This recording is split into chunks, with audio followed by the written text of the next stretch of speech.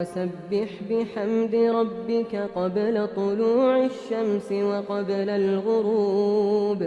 ومن الليل فسبحه وأدبار السجود واستمع يوم ينادي المناد من مكان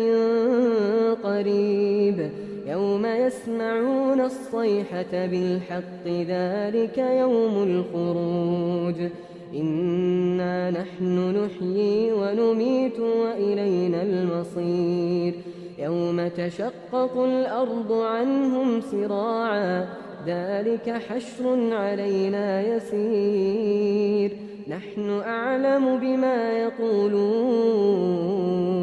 وما أنت عليهم بجبار فذكر بالقرآن من